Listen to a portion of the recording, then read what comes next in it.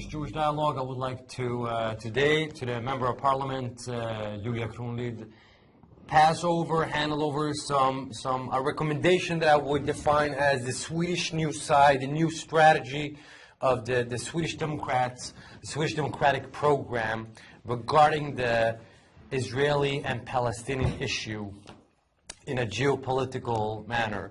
So first of all, it's a very simple, briefly, 7-point program where it's an action program where we firmly believe in this is the most optimal way for you as a Swedish National Christian Party to stand side by side with the only democracy in the Middle East, which is Israel, the state of Israel, with its thriving democracy, with its thriving diversity most of all. So just to summarize up,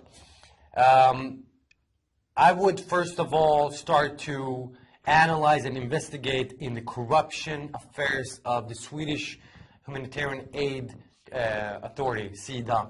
This is the biggest corruption, you will find the biggest corruption scandals in this agency. They are doing everything they can to delegitimize the state of Israel, the state of the Jewish state. They've been financing directly. They've been funding directly art exhibitions in Gaza. I know that. This is our campaign. Yeah. Okay, they've been financing and funding directly art exhibitions where they've been glorifying suicide bombings. And this is what they want to spread: Swedish tax money, SIDA. So we should put a stop for this. Second one, the Swedish humanitarian aid. According to the previous former development minister, Gunilla Carlsson, she said she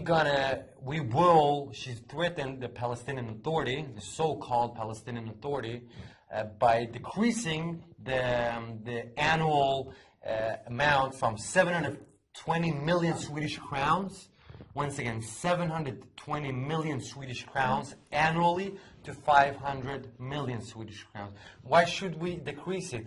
Take it off all the way. This is money that goes to not to the poor so-called Palestinians, Arabs. This is money that goes directly to the thieves and to the political corrupted leaders of the so-called Palestinian establishments. So we need to decrease it from 720 million to zero, nothing. No more Swedish tax money to the corrupted thieves of the Palestinian Authority. We said that. The third point, the Swedish embassy should not be in Tel Aviv. It should be in the capital of the state of Israel, which is Jerusalem, which is the undivided, the eternal capital of the state of Israel. Undisputed, nothing else to discuss about. The Palestinian embassy of Sweden should be revoked. There shouldn't be a Palestinian embassy. They voted. They updated. They were the only party that said no to the Bravo. embassy.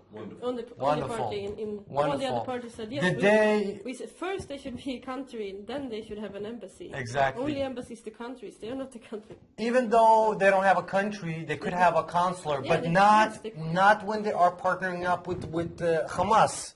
This is Sweden is a extremely good example, a bad example on partnering up with terror regimes. Sweden today is cooperating with the Islamic Republic of Iran, the biggest exporter of state-funded terrorism. Hamas, Hezbollah is the two most prominent organizations, and they are working throughout their proxies, through their embassies and ambassadors throughout the world to exporting terrorism. The Islamic Republic of Iran. We should kick out these people. If Sweden is a democracy, we should fulfill that by kicking these embassies and people out. All right. My fourth point, the Swedish church, what is their actual task? What is their actual assignment? It is a theological institution or a political institution? That's a good question. You need to raise this because we don't want to see the Bishop of Sweden, to partner up with the so-called Palestinian cause and once again legitimizing the state of Israel and the Jewish people. And of course, the free churches around Sweden that are pro-Israel, that are Zionists, that love the only democracy in the Middle East, we should actually raise that question as well. It is Swedish. The Swedish church is a corrupted organization, and they have totally left the original path, which was supposed to be a theological institution and not a political one. And my sixth remark is that we definitely have to raise awareness about the so-called Palestinian issue, as what Mr. Zahran is claiming. In Sweden, the Palestinian movement, which is publishing magazines with state-funded money, like Isolate Israel. This is from one network, and then you have from the one of the most prominent one, the PGS, the Palestine Groups of Sweden.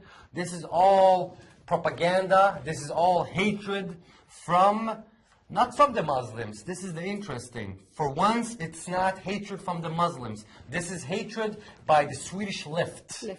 All right. So I don't want to delegitimize or condemn the Swedish Muslims. This is the Swedish left, the Swedish Social Democrats, the Swedish Left Party. They don't believe in the state of Israel's existence. So, and this is their legitimate way by taking tax money and publish this. And of course, since we have this propaganda, one of the biggest lies we are sharing in Sweden, unfortunately, is the support of the BDS movement. Why should we boycott factories in Judea and Samaria, in the so-called West Bank, when if we're gonna close down these factories, who's gonna be without work? It's gonna be the Arabs, not the Jews, not the Israelis. Yeah. We have to once again to condemn the BDS movement, because it is extremely dangerous and destructive if we're going to go on. My last point is to once again to revoke the status that UNRWA shares for the Palestinian refugee status, that they always, from generation to generation, are sharing the same refugee status, no matter if they're born here, and so on. So thanks a lot. Thank you very much for coming.